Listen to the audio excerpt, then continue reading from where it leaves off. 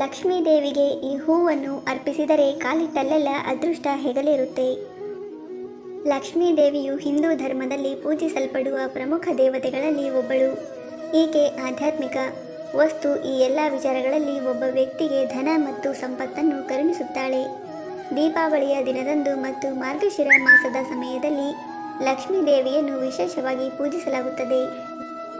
ಜ್ಯೋತಿಷ್ಯ ಶಾಸ್ತ್ರದ ಪ್ರಕಾರ ಲಕ್ಷ್ಮೀ ದೇವಿಯು ಶುಕ್ರ ಗ್ರಹದೊಂದಿಗೆ ಅವಿನಾಭಾವ ಸಂಬಂಧವನ್ನು ಹೊಂದಿದ್ದಾಳೆ. ಯಾಕೆಂದರೆ ಈ ಗ್ರಹವು ಸಂಪತ್ತಿಗೆ ಸಂಬಂಧಿಸಿದೆ.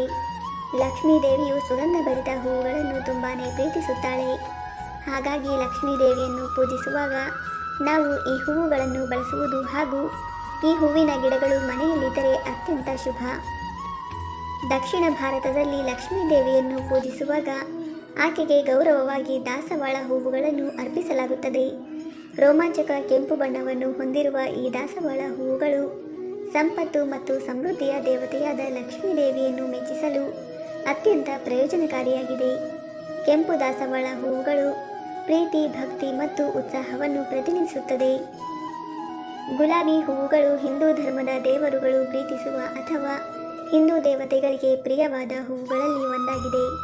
ಧಾರ್ಮಿಕ ವಿಧಿವಿಧಾನಗಳ ಪ್ರಕಾರ ಲಕ್ಷ್ಮೀ ದೇವಿಯನ್ನು ಪೂಜಿಸುವಾಗ ಕೆಂಪು ಬಣ್ಣದ ಗುಲಾಬಿ ಹೂವಿನ ಹಾರವನ್ನು ತಯಾರಿಸಿ ಅದನ್ನು ಲಕ್ಷ್ಮೀ ದೇವಿಗೆ ಪೂಜೆಯಲ್ಲಿ ಬಳಸಲಾಗುತ್ತದೆ. ಚೆಂಡು ಹೂವುಗಳನ್ನು ಹಿಂದೂ ಧರ್ಮದಲ್ಲಿ ಪೂಜೆಯ ಭಾಗವಾಗಿ ಲಕ್ಷ್ಮೀ ದೇವಿಗೆ ಆಗಾಗ್ಗೆ ಅರ್ಪಿಸಲಾಗುತ್ತದೆ. ಚೆಂಡು ಹೂವನ್ನು 2 ಬಣ್ಣಗಳನ್ನು ಹೊಂದಿರುತ್ತದೆ. ಅವುಗಳೆಂದರೆ ಒಂದು ಹಳದಿ, ಇನ್ನೊಂದು ಕಿತ್ತಳೆ ಬಣ್ಣವಾಗಿದೆ. ಈ 2 ಬಣ್ಣಗಳು ಸಂತೋಷ, ಆಧ್ಯಾತ್ಮಿಕತೆ ಮತ್ತು ಶುದ್ಧತೆಯನ್ನು ಪ್ರತಿನಿಧಿಸುತ್ತದೆ.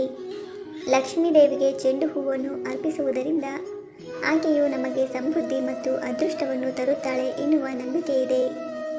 ಸೇವಂತಿಗೆ ಹೂವುಗಳು ಹೆಚ್ಚಾಗಿ ನಮಗೆ ಹಳದಿ, ಬಿಳಿ ಸೇರಿದಂತೆ ಇನ್ನಿತರ ವಿಶಿಷ್ಟವಾದ ಬಣ್ಣಗಳಲ್ಲಿ ಲಭ್ಯವಿರುತ್ತದೆ.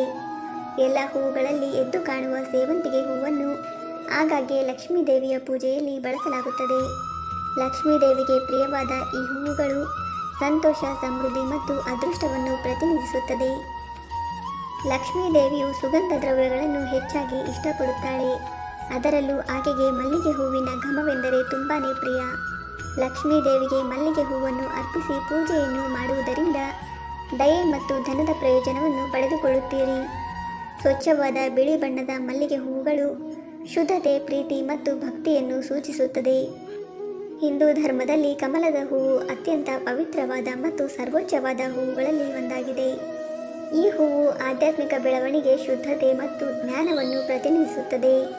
ಲಕ್ಷ್ಮೀ ದೇವಿಯು ತನ್ನ ಒಂದು ಕೈಯಲ್ಲಿ ಕಮಲದ ಹೂವನ್ನು ಹಿಡಿದುಕೊಂಡಿರುತ್ತಾಳೆ.